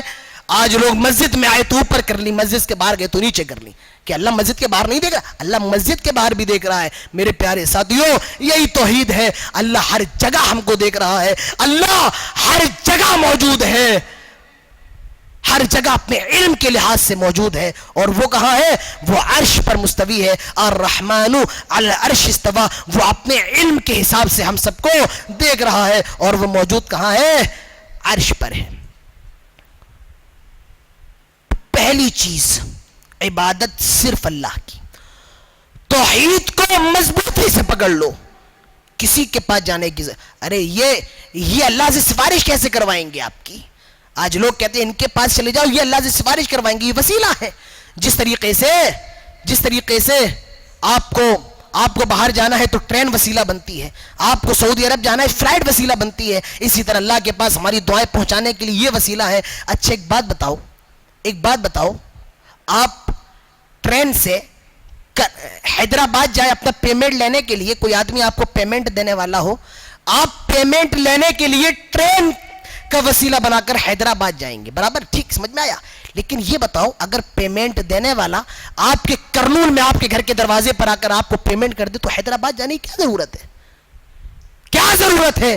اللہ تعالیٰ کہتا ہے نحن اقرب الیہ من حبل الورید، لوگوں میں تمہاری گردن کی رگ سے بھی زیادہ قریب ہوں۔ جب اللہ تمہارے اتنے قریب ہے تو اتنے اوپر دعائیں پہنچانے کی کیا ضرورت ہے؟ جب مالک تمہارے گھر کے باہر کھڑا ہوا ہے تو تمہیں یہاں اور 230 کلومیٹر سفر کرنے کی کیا ضرورت ہے؟ میرے پیارے ساتھیوں، اللہ آپ کے بہت زیادہ قریب ہے۔ ادعونی استجب لکم، میرے بندو مجھے پکارو، یہب لمن یشاء الذکور، میں جسے چاہوں بیٹا دوں، یہب لمن یشاء الذکور، میں جسے چاہوں بیٹوں سے نوازوں، جیسے میں نے حضرت یعقوب کو نوازا۔ 12 بیٹے حضرت یعقوب کے، ایک بھی بیٹی نہیں۔ حضرت یعقوب اتنے جلیل القدر نبی ہے، اتنے بڑے پیغمبر ہے کہ حضرت یعقوب بھی نبی، ان کے بیٹے یوسف بھی نبی، حضرت یعقوب کے باپ اسحاق بھی نبی، حضرت یعقوب کے چاچا اسماعیل بھی نبی، حضرت یعقوب کے دادا ابراہیم بھی نبی، مگر وہ اتنے زیادہ کمزور ہے کہ اپنے لیے ایک بیٹی پیدا نہ کر سکے۔ حضرت شعیب بیٹیاں ہی بیٹیاں ہیں، ایک بھی بیٹا نہیں ہے، اتنے جلیل القدر پیغمبر ہے، اپنے لیے ایک بیٹا پیدا نہ کر سکے۔ اللہ تعالیٰ فرماتا ہے میں جسے چاہوں بیٹا دوں، جسے چاہے بیٹیاں دوں، اور جسے چاہے دونوں دوں، جس طرح ہمارے نبی کو دیے ہیں، 4 بیٹیوں سے نوازا ہے، 3 بیٹوں سے نوازا ہے، اور اللہ تعالیٰ فرماتا ہے میں جسے چاہوں فل سٹاپ رکھ دوں، کچھ بھی نہیں دوں، جیسے اس نے حضرت عیسیٰ کے ساتھ کیا، نہ تو بیٹا دیا اور نہ بیٹی دی۔ سمجھیے توحید کسے کہا جاتا ہے؟ یہ کچھ نہیں کر سکتے ہیں، مانگنا ہے تو صرف اللہ سے مانگو۔ توحید کو سمجھیے، توحید ہوتی کیا ہے؟ توحید کہتے کس کو ہیں؟ ڈرنا، خوف، یہ ایک بہت اچھی چیز ہے۔ ڈرنا، خوف، یہ ایک بہت اچھی چیز ہے۔ اور ایک مسئلہ یاد رکھیے، جب کسی چیز کی حالت اس کی اصل سے برخلاف ہو جائے تو وہ چیز معصیت بن جاتی ہے، گناہ بن جاتی ہے۔ نہیں سمجھے؟ نہیں سمجھے؟ ایسے سمجھ لو، محبت کتنی پیاری چیز ہے۔ اگر کوئی اللہ کے نبی سے محبت کرے تو اس کا انجام کیا ہوگا؟ اللہ کے نبی فرماتے ہیں مجھ سے محبت کرنا گویا کہ ایمان کا ایک حصہ ہے، اور وہ آدمی مومن ہی نہیں ہو سکتا ہے جو مجھ سے محبت نہ کرے۔ محبت یہ خوبی ہے اور اس کی حالت خاص ہے نبی کے ساتھ۔ نبی سے محبت کرنا بہت ثواب کا کام ہے، مگر کوئی شخص اگر بزرگوں قبروں سے محبت کرے اور غیر اللہ سے محبت کرے تو بتاؤ اس کو ثواب ملے گا یا گناہ ملے گا؟ کیا ملے گا؟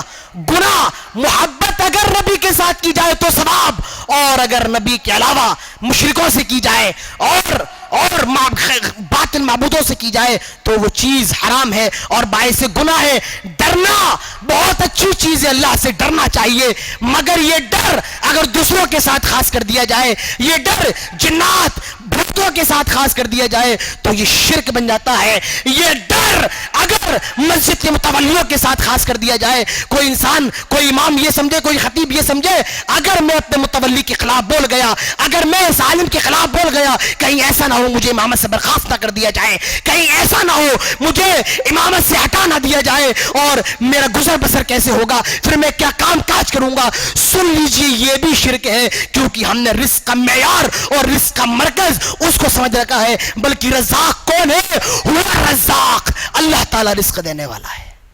کون ہے؟ اللہ تعالیٰ۔ یہ بھی شرک ہے۔ ڈرنا بھی کس سے ہے؟ صرف اللہ سے۔ ہاں فطری ڈر الگ چیز ہے، مگر ڈرنا ہے تو صرف اللہ سے ڈرنا ہے۔ میرے پیارے ساتھیوں، توحید سمجھیے، توحید وہ دعوت ہے جو اللہ کے نبی نے کوہ صفا سے سب سے پہلے بلند کی تھی۔ آپ نے فرمایا تھا یا ایھا الناس قولوا لا الہ الا اللہ تفلحوا تملکوہ العرب والعجم، اے لوگوں لا الہ الا اللہ کہہ دو، کامیاب ہو جاؤ گے، عرب کے بھی مالک بن جاؤ گے، عجم کے بھی مالک بن جاؤ گے۔ آپ کہاں کہہ رہے ہیں؟ کہاں؟ بند کمرے کے اندر نہیں کہہ رہے ہیں، آپ صفا کی پہاڑی پر کھڑے ہو کر کہہ رہے ہیں۔ اور کس کو بتا رہے ہیں؟ مسلمانوں کو نہیں، آپ کی جان کے اور آپ کی خون کے پیاسے بھی موجود ہیں، آپ کے بڑے بڑے دشمن بھی موجود ہیں۔ میرے نبی ان سے کہتے ہیں لوگوں توحید کو اپنا لو، لوگوں اسلام قبول کر لو، ایک اللہ کی عبادت میں لگ جاؤ۔ اس حدیث سے یہ مسئلہ بھی ثابت ہوتا ہے کہ ہمیں دعوت کا کام غیروں میں بھی انجام دینا ہے، ہمیں دعوت کا کام غیروں میں بھی کرنا ہے، اور وہ کسی بھی پیمانے پر ہو سکتا ہے، اس کا کوئی بھی معیار ہو سکتا ہے۔ ہاں ہمیں حکمتیں بھی لانی ہے جیسے اللہ کے نبی نے بتائی ہے، آپ نے حکمتیں بھی لگائی ہے، کب جہاد کرنا ہے کب نہیں کرنا ہے، کس کو کس طریقے سے سمجھانا ہے۔ ایک کافر آیا اور اس نے مسجد میں پیشاب کرنا شروع کر دیا، صحابہ مارنے کے لیے دوڑ پڑے، میرے نبی فرماتے لوگوں چھوڑ دو اس کو پیشاب کرنے دو۔ جب وہ پیشاب سے فارغ ہو گیا تو آپ نے بہت حکمت کے ساتھ اور پیار سے سمجھایا، دیکھو یہ مسجد اللہ کا گھر ہے، یہاں پیشاب نہیں کیا جاتا ہے، یہ نماز پڑھنے کی جگہ ہے، یہاں اللہ کی عبادت کی جاتی ہے۔ آپ نے حکمت یہاں پر اپنائی۔ تو میرے پیارے ساتھیوں یہ بھی خیال رہے نبی کی جو دعوت تھی وہ بربرا تھی، ببانگ دول تھی، ڈنکے کی چوٹ پر تھی، اور آپ نے ڈنکے کی چوٹ پر اعلان کیا تھا قولوا لا الہ الا اللہ، اے لوگوں توحید کا اقرار کر لو۔ اللہ تعالیٰ فرماتا ہے وَلْتَكُمْ مِنْكُمْ أُمَّةٌ يَدْعُونَ إِلَى الْخَيْرِ، لوگوں تم میں ایک گروہ ایسا ہونا چاہیے جو لوگوں کو حق بات کی طرف بلائے، حق بات کی دعوت دے، یَأْمُرُونَ بِالْمَعْرُوفِ، جو نیکی کرنے کا حکم دے، وَيَنْهَوْنَ عَنِ الْمُنْكَرِ، اور برائی سے روکے۔ میرے پیارے ساتھیوں دنیا کی سب سے بڑی دعوت توحید ہے، اور اس دعوت کے لیے اگر آپ مر جائیں اور آپ کو مار دیا جائے تو اس پر بھی آپ کو فکر کرنے کی ضرورت نہیں ہے، بلکہ اس پر بھی آپ کو اللہ کا شکر ادا کرنا چاہیے۔ اگر مرا ہوں تو میں توحید کے لیے مرا ہوں، اگر مرا ہوں تو میں اسلام کے لیے مرا ہوں، اس پر فخر کرنا چاہیے آپ کو۔ اور اتنا یاد رکھیے اہل حدیثوں، آپ ہی حق پر ہیں، آپ ہی سیدھے راستے پر ہیں۔ نبی کے انتقال کے بعد کوئی کسی شہر سے منسوب ہو کر اپنے آپ کو بریلوی کہنے لگا، کوئی کسی بستی سے منسوب ہو کر اپنے آپ کو قادیانی کہنے لگا، کوئی کسی گاؤں سے منسوب ہو کر اپنے آپ کو دیوبندی کہنے لگا، کوئی کسی شخصیت سے منسوب ہو کر اپنے آپ کو حنفی، شافعی، مالکی اور حنبلی کہنے لگا، مگر اہل حدیث وہ جماعت ہے جس نے آج تک اپنی اصل کو نہیں چھوڑا ہے، جس نے آج تک قرآن و حدیث کو نہیں چھوڑا ہے، اور وہ جب بھی اپنے آپ کو کہے گا اہل حدیث کہے گا، اللہ اور اس کے رسول کی باتوں پر چلنے والا کہے گا، اپنے آپ کو اہل حق کہے گا، کتاب و سنت والا کہے گا۔ میرے پیارے ساتھیوں ہم اہل حدیث ہیں، ہم اللہ اور اس کے رسول کو ماننے والے ہیں، ہمیں توحید کو مضبوط کرنا ہوگا، ہمیں توحید کو مضبوط کرنا ہوگا۔ آپ ایمان والے ہیں، یقیناً راستے میں کٹھنائیاں آئیں گی، آپ کے راستے میں کانٹے بچھائے جائیں گے جیسے میرے نبی کے راستے میں بچھائے گئے۔ آپ کو لوگ دہشت گرد کہیں گے، وہابی کہیں گے، ٹیررسٹ کہیں گے، میرے نبی کو تو لوگ مجنون اور دیوانہ کہا کرتے تھے۔ آپ کو گالیاں بھی سننا پڑیں گی، میرے نبی نے بھی بہت گالیاں سنی ہیں۔ آپ کو پتھر بھی برداشت کرنا پڑیں گے، میرے نبی نے بہت پتھر کھائے۔ اور میں اپنی بات کروں تو یہ جو عام انسان آپ کے سامنے بیٹھا ہے اس نے تو سانپ بھی برداشت کی ہے، سانپ بند کمرے میں سونے کی حالت میں میرے اوپر سانپ بھی ڈالا گیا ہے، اللہ کے گھر میں بیٹھا ہوں، اللہ کو گواہ بنا کے کہتا ہوں سانپ سے بھی مجھے ڈرایا گیا ہے۔ میرے پیارے ساتھیوں بہت کٹھنائیاں ہیں اس راستے میں، بہت دشواریاں ہیں اس راستے میں، آپ کو توحید پر قائم رہنا پڑے گا، جان جائے چلی جانے دو، توحید کے ساتھ کمپرومائز نہیں کرنا ہے۔ ایک عورت حدیث کے اندر آتا ہے، بخاری کی روایت ہے، ایک عورت تھی، اور وہ کب تھی؟ موسیٰ علیہ السلام کے ٹائم میں تھی، اور وہ فرعون کی بیٹی کی غلام تھی۔ ایک مرتبہ فرعون کی بیٹی کی کنگھی کر رہی تھی، کنگھی چھوٹ گئی، گر گئی زمین پر، اس نے بسم اللہ پڑھا اور کنگھی کو اٹھا لیا۔ فرعون کی بیٹی نے کہا یہ اللہ کون ہے؟ من اللہ، اللہ کون ہے؟ وہ کہتی ہے اللہ میرا رب ہے۔ فرعون کی بیٹی کہتی ہے رب تو میرا باپ ہے، انا ربکم الاعلی کہتا تھا فرعون، رب تو میرا باپ ہے، تم میرے باپ کا نام لے رہی ہو؟ کہا نہیں، میں تو اس رب کا نام لے رہی ہوں جو تیرے باپ کا بھی رب ہے۔ فرعون کی بیٹی کہتی ہے کھاتی ہے میرے باپ کا دیا ہوا، پہنتی ہے میرے باپ کا دیا ہوا، رہتی ہے میرے باپ کے محل میں، اور نام کسی اللہ کا لیتی ہے۔ اس نے اپنے باپ کو بتا دیا، فرعون کو بتا دیا، آئے فرعون آپ کے محل میں کیسی عورت رہتی ہے، کھاتی پیتی آپ کا ہے مگر نام کسی اللہ کا لیتی ہے۔ فرعون کو معلوم چل گیا یہ عورت موسیٰ کے مذہب پر ایمان لے آئی ہے۔ فرعون نے اس عورت کو طلب کیا، کہا عورت اب چھپانے سے کوئی فائدہ نہیں، مجھے معلوم چل گیا ہے تو نے موسیٰ کے دین کو قبول کر لیا، آئے عورت میں آخری بار کہتا ہوں میرے سامنے سجدہ کر لے، میں تجھے چھوڑ دوں گا ورنہ میں بہت سخت سزا دوں گا۔ اور فرعون اتنا ڈینجر آدمی تھا کہ اپنی بیوی آسیہ کے ہاتھوں میں اس نے کیلیں ٹھکوا دی تھی، اپنی بیوی آسیہ کے ہاتھوں میں اس نے کیلیں ٹھکوا دی تھی۔ اور حضرت آسیہ کون ہے؟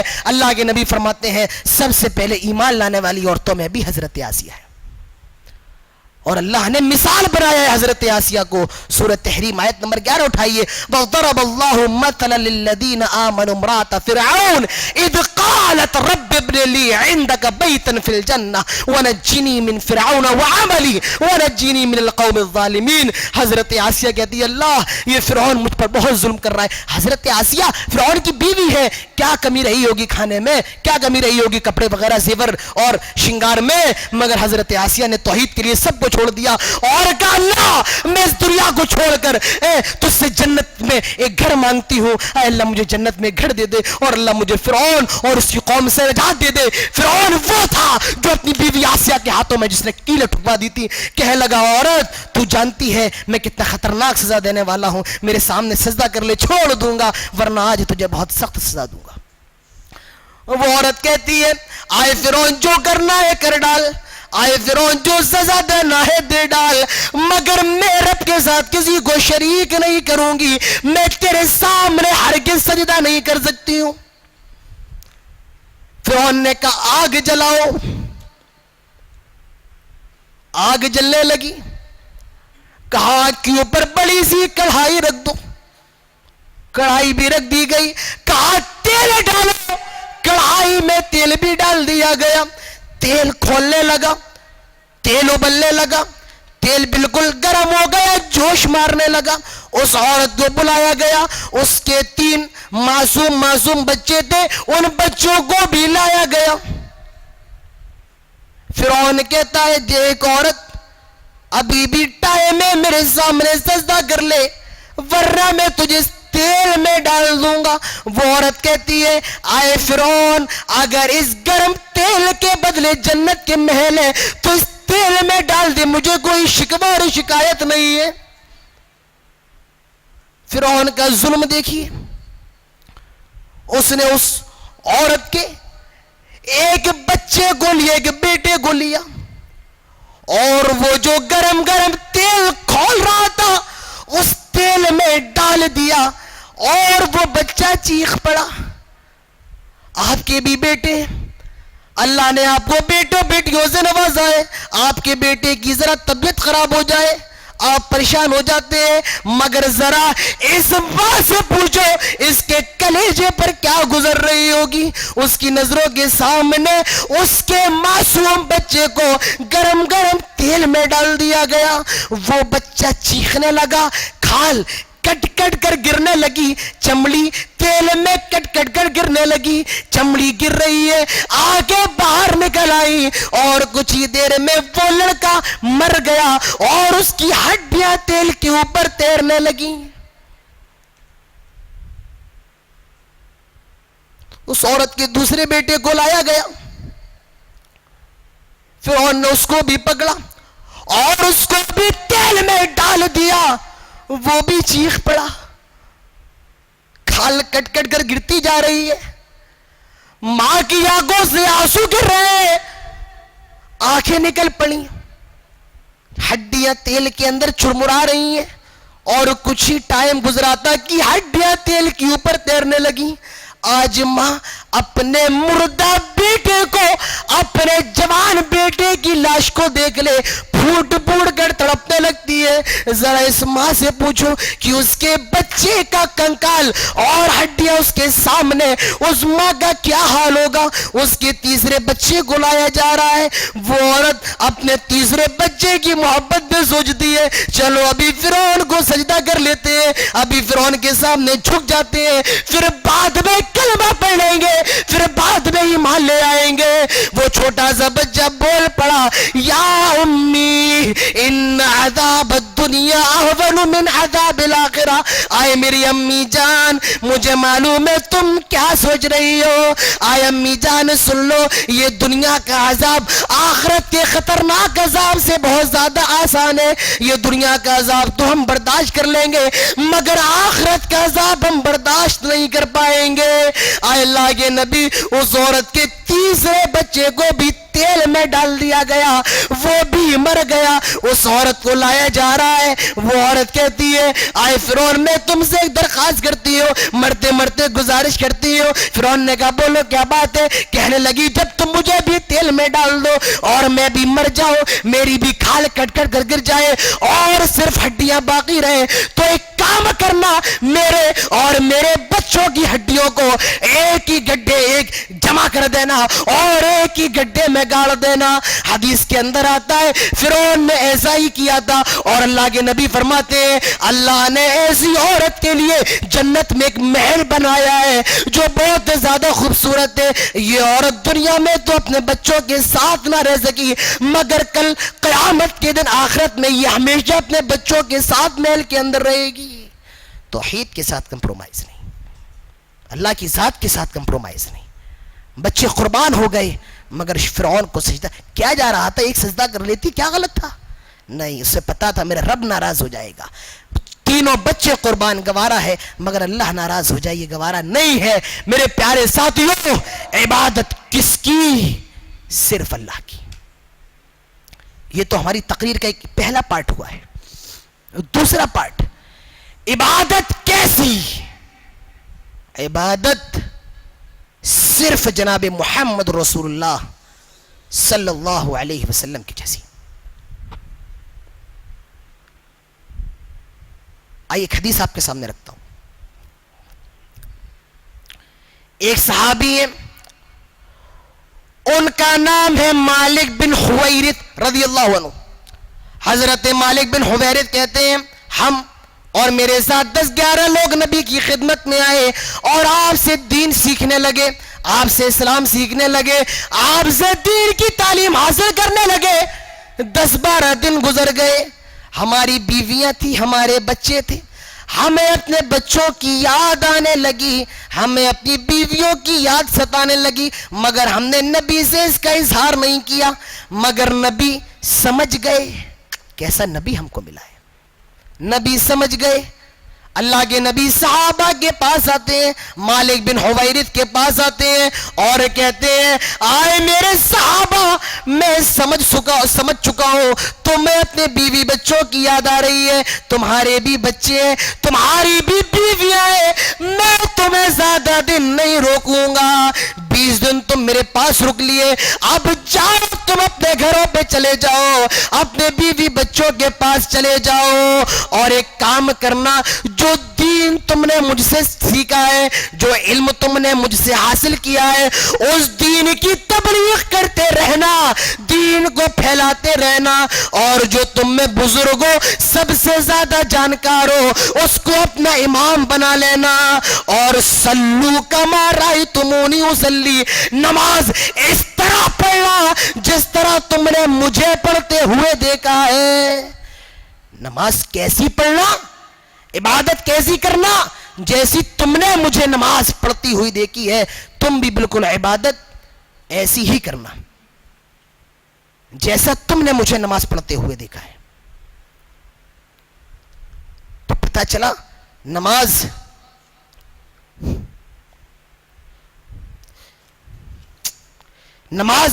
یہ بہت اہم عبادت ہے, بہت اہم عبادت ہے. اللہ کے نبی نماز کے بارے میں فرماتے ہیں اول ما یحاسب به العبد یوم القیامت الصلاۃ فان صلحت صلح سائر عمله وان فسدت فسد سائر عمله. آج پہلی بار آپ کے مرکز میں فجر کی نماز پڑھی ہے, بہت نام ہے آپ کے مرکز کا, بہت نام ہے, مگر آج فجر میں افسوس ہوا مجھے. میں سمجھتا ہوں شاید ایک صف بھی نہیں ہوئی تھی مکمل فجر میں. آپ تھے نا, ایک صف بھی. یہ آج یہی وجہ ہے پوری دنیا کے اندر ہم مارے جا رہے ہیں. جب ہم اللہ کے نہیں ہوئے اللہ ہمارا کہاں سے ہو جائے گا؟ آپ کا بچہ آپ کی ہر بات مانے مگر ایک اگر غلط کام کر دے اور آپ کی بات نہ مانے تو آپ اس کو اپنی جائیداد سے بھی بے دخل کر دیتے ہیں، آپ اس کو وراثت میں بھی حصہ نہیں دیتے ہیں، مگر ہم ہر روز اللہ کی کتنی باتوں کو نہیں مان رہے ہیں، پھر بھی اللہ کا بہت بڑا احسان ہے، وہ ہم کو کھلا رہا ہے، پلا رہا ہے، جلا رہا ہے۔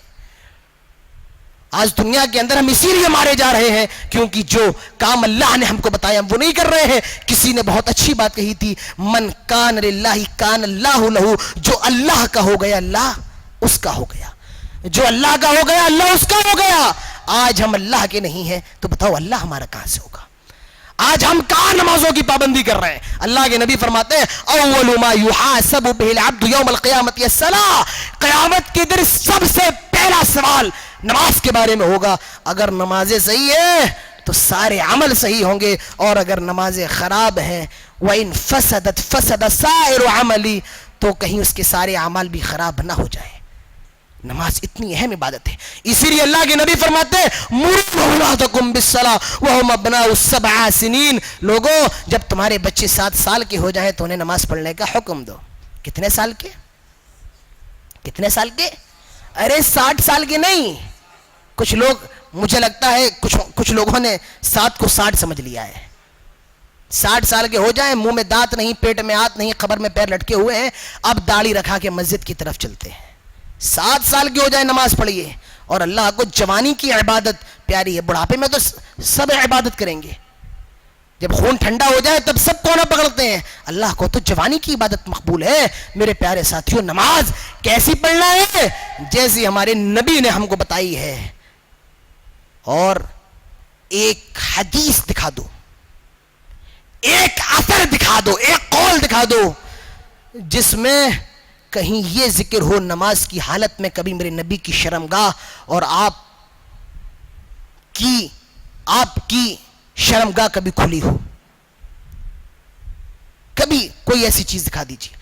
اللہ کے نبی ڈھیلے ڈھالے کپڑے پہنا کرتے تھے اور انہی کپڑوں میں نماز پڑھا کرتے تھے۔ آج حالات بہت خراب ہیں ہماری مسجدوں کے اندر میرے پیارے ساتھیوں، اس طریقے کے چست لباس اور ٹائٹ پینٹ ہمارے نوجوان پہن کے مسجد میں نماز پڑھ رہے ہیں کہ ان کی وہ چیزیں بھی ظاہر ہو جا رہی ہیں جو چیزیں ظاہر ہونے والی نہیں ہیں، وہ چیزیں بھی ظاہر ہو جا رہی ہیں، وہ چیزیں بھی نظر آ رہی ہیں۔ یہ آپ کون سی نماز پڑھی؟ وہ نہیں ہے جو میرے نبی نے بتائی ہے۔ آپ نے فرمایا ایسی نماز پڑھو جیسے میں نے پڑھی ہے، تو احتیاط برتنا چاہیے، احتیاط کرنا چاہیے، کم سے کم ایک لنگی باندھ کر آ جائے جس میں آپ کی وہ چیزیں اور پوشیدہ چیزیں ظاہر نہ ہو۔ ایسے ڈھیلے ڈھالے کپڑے پہن کر آئیے جس میں آپ کی پوشیدہ چیزیں ظاہر نہ ہو، اور دوسرے کی نگاہیں نہ پھٹک جائیں، دوسرے کی نماز میں خلل نہ پڑ جائے۔ ایسے لباس پہن کر مسجد میں آئیے اور نماز پڑھیے میرے پیارے ساتھیوں۔ نماز کیسی پڑھیے؟ جیسے اللہ کے نبی نے ہم کو بتائی ہے، جیسے اللہ کے نبی نے ہم کو سکھائی ہے۔ اب سوال یہ ہے میرے نبی اوپر نیت باندھتے تھے یا نیچے نیت باندھتے تھے؟ میرے نبی کہاں نیت باندھتے تھے؟ سورہ فاتحہ پڑھنا بھی ہے یا نہیں پڑھنا ہے؟ سورہ فاتحہ کی تلاوت کرنا بھی ہے نہیں کرنا؟ اللہ کے نبی کیا کیا کرتے تھے؟ میں نے بتایا ہے عمل وہ کرنا ہے عملا صالح جس پر سنت کی مہر لگی ہوئی ہو۔ عن عبادة بن الصامت قال قال رسول اللہ صلی اللہ علیہ وسلم لا صلاة لمن لم يقرأ بفاتحة الكتاب۔ جنازے کی نماز ہو، سورج گرہن کی نماز ہو، چاند گرہن کی نماز ہو، عید کی نماز ہو، بقرعید کی نماز ہو، ظہر عصر مغرب عشاء جمعہ، کوئی بھی نماز ہو، صلاۃ کسوف ہو، صلاۃ خوف ہو، صلاۃ استسقاء ہو، کوئی بھی نماز ہو، اگر اس میں سورہ فاتحہ نہیں پڑھی گئی ہے تو وہ نماز نہیں ہے۔ حضرت عائشہ فرماتی ہے فَيَا خِداج، یہ خداج وہ نماز ہوئی نہیں جس میں سورہ فاتحہ نہ پڑھی جائے۔ تو پتہ چلا نماز کے اندر سورہ فاتحہ پڑھنا فرض ہے۔ اچھا آمین بولا جائے یا نہ بولا جائے؟ حضرت ابو ہریرہ کہتے ہیں اللہ کے نبی نے فرمایا، بخاری کی روایت ہے، اذا قال الامام غیر المغضوب علیہم ولا الضالین فقولوا آمین، جب تمہارا امام کہے غیر المغضوب علیہم ولا الضالین تو کیا کہو؟ آمین کہو۔ اور امام کب کہتا ہے؟ مغرب میں زور سے کہتا ہے، عشاء میں زور سے کہتا ہے، فجر میں جب بھی امام کہے غیر المغضوب علیہم ولا الضالین، اذا قال جب امام کہے، امام کب کہتا ہے زور سے؟ ان تینوں نمازوں میں، تو ہم کو کیا کہنا ہے؟ آمین کہنا ہے۔ اتنی प्यारी चीज है। अल्लाह के नबी फरमाते यहूदी सी आमीन से चिढ़ा करते थे क्योंकि किसी उम्मत को आमीन नहीं दी गई, मेरी उम्मत को आमीन दी गई है। अल्लाह के नबी कहते हैं सयकूनु फी उम्मती रिजालन यदऊन अन्नास इला अक़वालि इमामिहिम व रुहबानिहिम वयहसुदून अलमुस्लिमीन अला तामीन खल्फल इमाम उलाइका यहूदन हादिहिल उम्मा उलाइका यहूदन हादिहिल उम्मा उलाइका यहूदन हादिहिल उम्मा। आए लोगों, अन करीब ऐसे लोग भी पैदा हो जाएंगे जो लोगों को अपने इमामों की तरफ बुलाएंगे, अपने वलियों की तरफ बुलाएंगे। आओ आओ हनफी बन जाओ, आओ आओ मालिकी बन जाओ, आओ आओ शाफई बन जाओ। अल्लाह के नबी फरमाते हैं कुछ लोग ऐसे होंगे जो लोगों को अपने इमामों की तरफ और अपने वलियों की तरफ बुलाएंगे। वयहसुदून अलमुस्लिमीना अला तामीन खल्फल इमाम, और इमाम के पीछे जो मुसलमान आमीन बोलते हैं वो उनसे हसद करेंगे, वो उनसे चिढ़ेंगे, वो उनसे बुग़्ज़ रखेंगे। अल्लाह के नबी फरमाते हैं उलाइका यहूदन हादिहिल उम्मा उलाइका यहूदन हादिहिल उम्मा उलाइका यहूदन हादिहिल उम्मा। वो मेरी उम्मत के यहूदी हैं, वो मेरी उम्मत के यहूदी हैं, वो मेरी उम्मत के यहूदी हैं। तो नमाज कैसी पढ़ना है? जैसे मेरे नबी ने पढ़ के बताई है। इबादत कैसी करना है? जैसे मेरे नबी ने की है। और एक बस अजान का वक्त है, 2 मिनट और आपके लूंगा। एक नुक्ता याद रखिए, मेरे नबी ने जो अमल जहां जैसा किया है हमें बिल्कुल वैसे ही करना है। जो अमल नबी ने जैसे किया है वैसे ही करना है, न कम न ज्यादा। हजरत अमीर मुआविया खाने काबा का तवाफ कर रहा है, हजर अस्वद को चूमना है या छू लो, और हजर अस्वद के बाद खाने काबा का एक कोना है जिसका नाम है रुकने यमानी, उसको टच करना है। और रुकने यमानी के बाद रुकने शामिया है, उस पे आपको टच नहीं करना है, बोसा नहीं देना, बस आपको निकल जाना है। तो हजरत अमीर मुआविया खाने काबा का तवाफ कर रहे थे, हजर अस्वद को चूमा, फिर रुकने यमानी को हाथ लगाया, उसके बाद रुकने शामिया को भी हाथ लगा रहे हैं। तवाफ करते जा रहे हैं, तीनों को हाथ लगाते जा रहे हैं, हजर अस्वद को बोसा देते जा रहे हैं। हजरत अब्दुल्लाह इब्न अब्बास ने देखा, कहा अमीरुल मोमिनीन क्या बात है, आप रुकने शामिया को क्यों छू रहे हैं? रुकने यमानी को मेरे नबी ने छुआ है, आप छू रहे, अच्छी बात है। हजर अस्वद को मेरे नबी ने बोसा दिया तो अच्छी बात है, मगर मेरे नबी ने रुकने शामिया को नहीं हाथ लगाए, आप क्यों लगा रहे हैं? हजरत अमीर मुआविया कहते क्या हुआ, अगर खाने काबा का एक रुकन, एक कोना अगर रुकने यमानी है तो रुकने शामिया भी तो है, अगर मैं उसको हाथ लगा सकता हूं तो इसको क्यों नहीं? हजरत अब्दुल्लाह इब्न अब्बास कहते हैं हाँ ये भी खाने काबा का एक कोना है, मगर लक़द कान लकुम फी रसूलिल्लाहि उस्वतुन हसना, जैसा मेरे नबी ने किया हमें वैसा ही करना है। फौरन हजरत अमीर मुआविया ने रुजू किया और अपनी बात से रुजू किया और तौबा कर ली, कहा कि आज के बाद मैं रुकने शामिया को हाथ नहीं लगाऊंगा। तो अगर अमल नेक है मगर मेरे नबी की सुन्नत के मुताबिक नहीं है, मेरे नबी के तरीके के मुताबिक नहीं है, तो माफ कीजिए वो अमल भी काबिल कबूल नहीं है। अमल कितना ही अच्छा हो, नमाज पढ़ना अच्छी चीज है बुरी चीज है? बकरीद की नमाज से पहले पढ़ के दिखाओ, ईद की नमाज से पहले पढ़ के दिखाओ, नहीं पढ़ सकते हैं। रोजा रखना बुरी चीज है अच्छी चीज है? ईद और बकरीद के दिन रख के दिखाओ, सवाब मिलेगा? गुनाह मिलेगा। हराम है अय्याम तशरीक में और ईदैन में रोजा रखना। हज क्या कहते हैं, कुर्बानी करना बुरी चीज है? ईद उल अजहा की नमाज से पहले करके दिखाओ, कुर्बानी का सवाब मिलेगा। तो पता चला जो अमल जैसे जिस तरीके से मेरे नबी ने जहां किया है वैसे करना है, वही अमल काबिल कबूल है। मेरे प्यारे साथियों, नमाज का टाइम, अजान का टाइम हो चुका है और चिट्ठी आ चुकी है मेरी इमाम साहब की तरफ से। अब मैं अपनी बातों को यहीं पर समेट लेता हूं। कहना तो और भी था मगर शायद वक्त ही कम हो जाता है या मैं ही लंबा चला जाता हूं, पता नहीं। कल भी ऐसी हुआ। बहरहाल अब ज्यादा बातें आपके सामने ना करते हुए बस आखिर में आपसे 2 सवाल पूछता हूं और मैं समझता हूं अगर आप उन दोनों सवालों का जवाब दे दें तो मेरा इटावा से आना यहां करनूल तक 2000 किलोमीटर का सफर मेरा कामयाब, मेरा आना कामयाब और आपका यहां बैठना कामयाब, अगर आप मेरे दोनों सवालों का जवाब दे दें। तो पहला सवाल मैं आपसे करना चाहता हूं, इबादत किसकी? सिर्फ अल्लाह की। और इबादत कैसी? جناب محمد رسول اللہ صلی اللہ علیہ وسلم کی جیسی. اے اللہ ہم تجھ سے یہ دعا کرتے ہیں جو باتیں ہوئی ہیں تو ہم سب کو اس پر عمل کرنے کی توفیق عطا فرما. اے اللہ ہم کو دعوت و تبلیغ کا کام زور و شور کے ساتھ کرنے کی توفیق عطا فرما. اے اللہ ہم سب کو توحید پر زندہ رہنے کی توفیق عطا فرما. اے اللہ شرک جیسی خطرناک چیز سے ہم کو دور کر دے.